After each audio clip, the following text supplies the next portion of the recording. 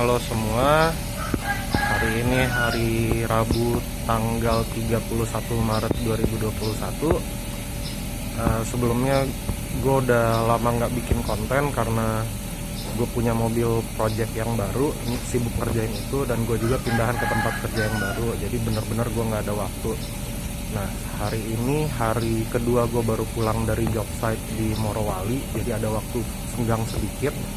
Gue akan mulai ngisi konten gue dengan mobil project yang baru ini. Kalau sebelumnya gue lebih sering pakai Mercy 202 sama BMW E30, kalau yang sekarang gue akan mulai bahas konten yang sedikit beda. Nah, mungkin untuk teman-teman yang follow gue di Quora udah tahu mobil projectnya apa karena udah gue sering bahas. Tapi buat yang belum tahu, mobil project yang akan mulai saya bahas adalah mobil yang satu ini.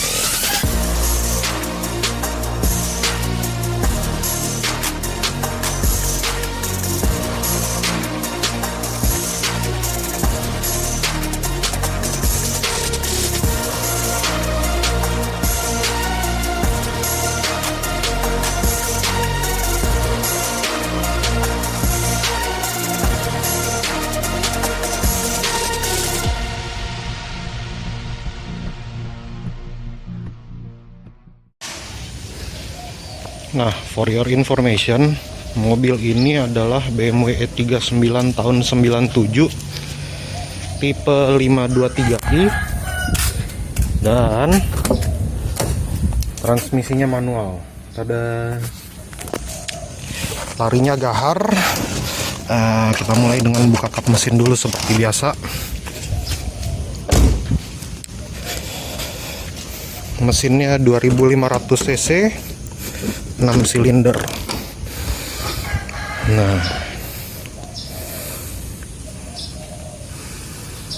mesinnya gede banget nih, bener-bener pure engine. Kap mesin bisa dibilang relatif kosong, nggak banyak omong kosong, nggak banyak tutup-tutup plastik. Bener-bener cuman mesin dan komponen-komponen yang diperlukan tok. Kalau ditanya kenapa gue pilih E39523i, karena seperti kalian layoutnya ini mirip banget dengan BMW E36323i. Jadi perawatan kurang lebih sama dengan E36, tapi lo dapet nyamannya seri 5. Nah, kalau masalah review 523i manual kayaknya udah ada lah ya di internet, jadi gue nggak akan bikin lagi. Pada kesempatan kali ini gue cuman akan membahas mengenai perawatan BMW E39 ini dan apa aja yang udah gue restorasi sehingga bisa dipakai daily. Mobil ini gue pakai dari Denpasar, gue bawa sampai Tangerang dan puji Tuhan nggak ada kendala apapun. Oke, kita bahas basic tune up dulu. Basic tune up di mobil ini itu gampang banget, nggak beda jauh dengan Corolla. Kalau kalian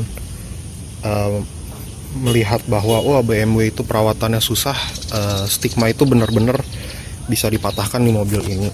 Untuk ganti filter udara itu semuanya bisa dilakukan sendiri di rumah. Filter udara tuh kalian cuman buka 2 klip bagian sini,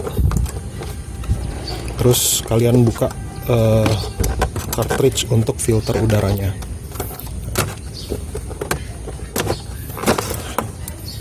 Tinggal kalian ambil, ganti, terus pasang ulang. No major issue. Habis itu untuk radiator, tutup ekspansinya di sini. Kalau mesin panas jangan dibuka, kecuali overheat. Tapi kalau kalian mau ngisi air apa semua, lakukan saat mesin dingin. Di sini baut bleeding itu nanti dilakukan kalau misalnya kuras air radiator. Ini termostat housing gue udah ganti sama aluminium, fungsinya supaya mencegah bocor karena plastik akan bocor pada suatu saat nanti, entah kapan. Water pumpnya nggak kelihatan di sini, tapi water pump juga udah gue ganti sama yang model impellernya aluminium untuk mencegah kebocoran juga. Oke, ganti busi itu gampang banget, tinggal buka baut 10, baut mur 10 di bagian sini, lepas covernya, buka tutup oli, nanti kelihatan ignition coil dan businya seperti gambar yang akan saya tunjukkan ini.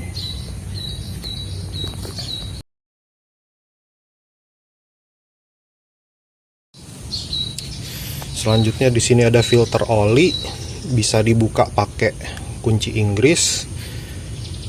Di sini ada oli power steering. Mungkin pertanyaan kalian, minyak remnya di mana? Minyak remnya di bawah filter AC. Jadi di E39 ini ada dua sisi filter AC. Yang di sebelah sana bagian bawahnya adalah kotak ECU. Jadi usahakan kalau misalnya sering diparkir di bawah pohon, itu sering dibersihin juga karena takutnya air menggenang. Nah, untuk melihat minyak rem ini agak ribet. Buka filter AC-nya, covernya aja, lepas karetnya, lepas salurannya, terus angkat. Nah, ini reservoirnya. Kalau orang yang males ngecek, ini kadang dibiarin aja. Jadi ya usahakan paling nggak seminggu sekali dicek lah, supaya nggak tiba-tiba habis gitu kan minyak remnya. Setelah itu ya udah kita pasang lagi aja, nggak terlalu susah. BMW 39 pengerjaannya gampang.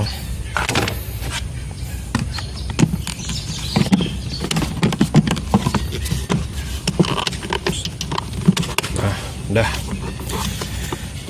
Terus apalagi ini untuk air wiper, ini dipstick untuk oli.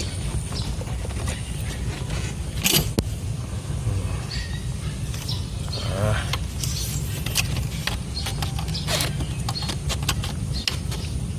ya itu untuk basic maintenance-nya. Kita masuk ke bagian apa aja sih yang gue udah restorasi dari mobil ini. Yang pertama-tama gue lakukan untuk restorasi mobil ini adalah body duluan. Kenapa body duluan? Karena seperti yang kalian lihat, mobil ini waktu baru diambil itu bodinya kacau banget. Tapi nggak keropos parah.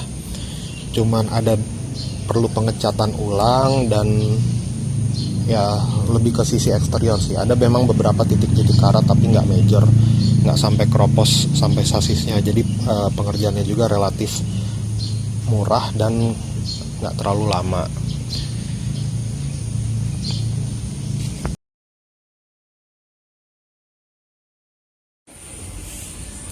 Nah, berikutnya yang gua restorasi saat mengambil BMW ini adalah sistem pendinginan atau radiator. Radiatornya sendiri waktu gue ambil ini kondisinya relatif baru diganti tahun 2017. Kalau sekarang agak gelap, tapi kalau kalian ngecek di bawah sini ngelihat lewat kipas, kalian bisa lihat bahwa radiatornya relatif baru, nggak ada bekas-bekas tembelan atau apapun. Tapi karena gue orang yang mengejar peace of mind, ya seperti yang kalian tahu bahwa BMW itu kan sering dibilang radiatornya nyebelin gitu. Jadi toh gue refresh aja bagian-bagian yang perlu diganti. Yang gue ganti yang pertama adalah tutup radiator. Seperti yang bisa kalian lihat, ini tutup radiatornya angka 140. Gue nggak suka tutup 200, gue lebih suka 140. Kalau kalian nggak percaya silahkan lihat BMW yang rata-rata radiatornya bermasalah itu tutupnya 200. Yang F30 kalau nggak salah sekarang udah pakai 140. Jadi sebetulnya bisa pakai 140. Terus selang radiator udah gue ganti. Termostat gue ganti yang aluminium karena yang plastik suatu saat akan retak dan rembes halus. Selang juga gue ganti. Water pump bagian bawah gue ganti juga. Visco dan blade-nya juga gue ganti. Yang lama masih ada sih untuk cadangan, yang lama belum rusak. Terus ini nih, switch temperatur untuk trigger extra fan juga gue ganti yang baru.